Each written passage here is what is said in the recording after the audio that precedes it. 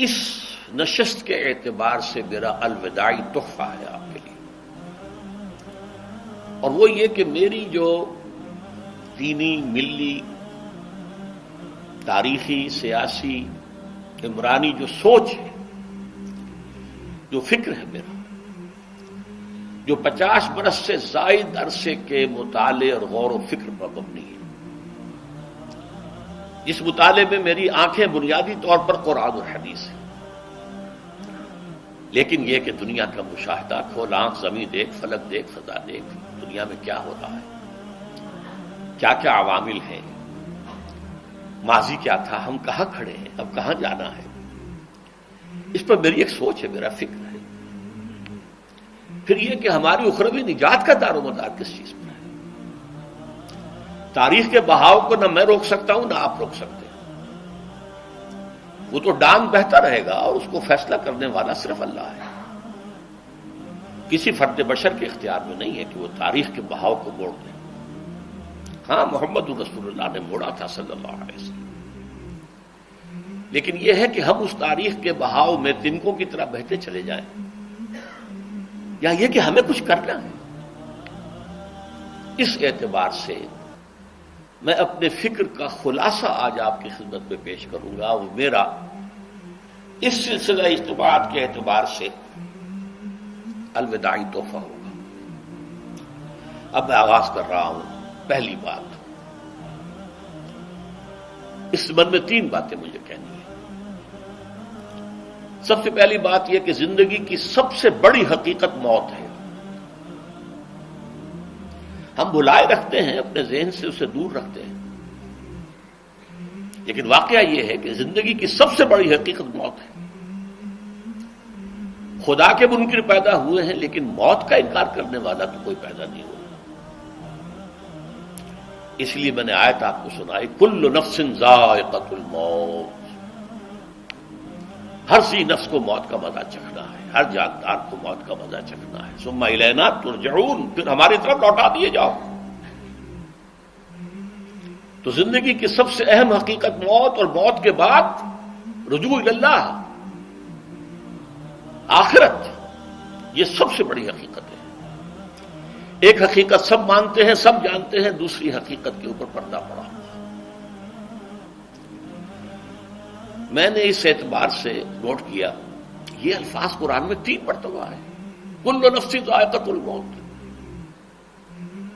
ہر جاندار کو موت کا مزہ چکھنا ہے۔ انبیاء اس سے مستثنا نہیں رہے، رسول اس سے مستثنا نہیں رہے، اولیاء اللہ مستثنا نہیں رہے۔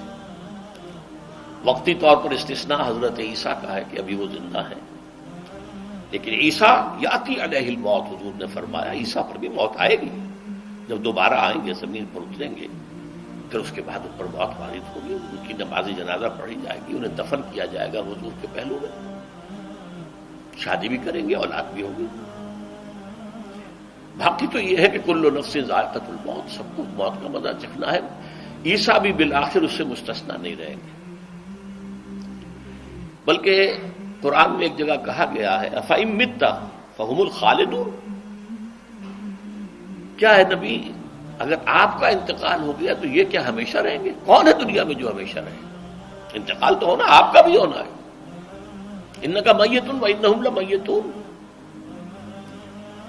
یہ تو مختصر ترین الفاظ تھے۔ اس سے آگے بڑھیے، سورہ انبیاء میں فرمایا کل نفس ذائقۃ الموت وَنَبْلُوكُمْ بِالشَّرِّ وَالْخَيْرِ فِتْنَةً وَإِلَيْنَا تُرْجَعُونَ، ہر جاندار کو موت کا مزہ چکھنا ہے، اور اس سے پہلے پہلے ہم تمہیں آزماتے رہیں گے، خیر کے ذریعے بھی، بھلائی دے کر، صحت دے کر، دولت دے کر، اولاد دے کر، شہرت دے کر، اور برائی کے ذریعے سے بھی، تنگ دستی دے کر، بے عزتی دے کر، اہانت دے کر، ذلت دے کر، وَإِلَيْنَا تُرْجَعُونَ، اور پھر ہماری طرف لوٹائے جاؤ گے۔ یہ وہ دوسری حقیقت جو میں نے کہا کہ جس پر پردہ پڑا ہوا ہے، بہت بڑا پردہ ہے۔ لوگ یہی سمجھتے ہیں کہ یہی دنیا کی زندگی ہے۔ قرآن کہتا ہے إِنَّ الدَّارَ الْآخِرَةَ لَهِيَ الْحَيَوَانُ لَوْ كَانُوا يَعْلَمُونَ، یہ تو آخرت پر ہی زندگی ہے جو اصل زندگی ہے، کاش کہ انہیں معلوم ہوتا۔ اس سے بھی زیادہ تفصیل سے یہ آل عمران میں آئی آیت، کل نفس ذائقۃ الموت وانما توفون اجورکم یوم القیامہ، ہر جاندار کو موت کا مزہ چکھنا ہے اور پھر تمہیں پورا پورا تمہارا اجر اور بدلہ دے دیا جائے گا قیامت کے دن۔ فمن زحزح عن النار وادخل الجنۃ فقد فاز، جو کوئی آگ سے بچا لیا گیا اور جنت میں داخل کر دیا گیا وہ تو کامیاب ہو گیا۔ اللہم ربنا اجعلنا منہم، اللہم ربنا اجعلنا منہم، اللہم ربنا اجعلنا منہم۔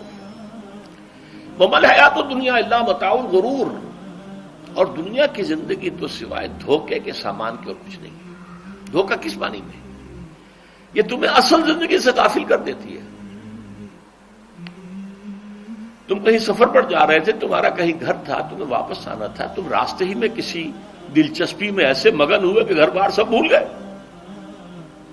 یہ تو تمہارا عارضی سا سفر تھا، تم نے اسی کو اپنی منزل بنا لیا، اپنا ٹھکانہ بنا لیا، تو دھوکہ دیا اس نے تمہیں۔ ویسے دنیا کی زندگی دھوکہ نہیں ہے، بڑی حقیقت ہے، اس لیے کہ حضور نے فرمایا انما الدنیا مزرعۃ الآخرہ، یہ دنیا آخرت کی کھیتی ہے، یہاں بو گے تو وہاں کاٹو گے، یہاں کچھ کمائی کرو گے تو وہاں اس کا بدلہ ملے گا۔ اس اعتبار سے دنیا بہت بڑی حقیقت ہے، ایک ایک لمحہ بہت بڑی قیمتی شے ہے، لیکن اگر یہ دنیا تمہیں آخرت سے غافل کر دے تو اس سے بڑا دھوکے باز اور کوئی نہیں۔ یہ اصل دجال ہے۔ میں نے تقریباً 60 برس کی عمر کو جب میں پہنچا تھا تو موت کا انتظار شروع کر دیا تھا۔ میرے قریبی احباب کو معلوم ہے، میں کہتا رہا، یہ بھی کہتا رہا کہ بھائی میں اپنے حصے کا کام کر چکا ہوں، جتنی صلاحیت اللہ نے دی تھی، جتنی بھی میرے اندر استعداد تھی، میں اس کو بھرپور طریقے پر استعمال کر چکا ہوں۔ دم واپسی برسرے راہ ہے عزیز و اب اللہ ہی اللہ ہے، یہ میرا معاملہ رہا ہے 60 برس کی عمر سے۔ اس کے بعد اللہ نے مزید 14 برس دیے ہیں، یہ نافلۃ لک کے درجے میں کہتا ہوں، اس کا اللہ کا عطیہ خصوصی ہے، نفل ہے، ہمیشہ کہتا رہا ہوں۔ مسنون زندگی تو 61 برس ہے ہمارے حساب سے۔ علامہ اقبال کے بارے میں سنا ہے کہ رویا کرتے تھے کہیں میری عمر حضور کی عمر سے زیادہ نہ ہو جائے۔ وہ 6 مہینے کم ہی رہی ہے حضور کی عمر سے۔ جو حضور کی عمر تھی وہی حضرت ابو بکر کی، وہی حضرت عمر کی، وہی حضرت علی کی۔ ہاں حضرت عثمان 82 برس کے ہوئے ماشاءاللہ۔ پھر یہاں کے مجددین میں سے وہی عمر حضرت شیخ احمد سرہندی کی، وہی شاہ ولی اللہ دہلوی کی۔ ہاں شیخ عبدالحق محدث دہلوی رحمۃ اللہ علیہ 82 برس کے ہوئے۔ لیکن یہ میں کہا کرتا تھا مسنون عمر تو 61 برس ہے، جسے ہم 63 کہتے ہیں وہ اصل میں ہمارے حساب سے 61 بنتا ہے۔ وہ 63 قمری ہے، جو 9 دن کم ہے، قمری سال جو ہے وہ شمسی سال سے۔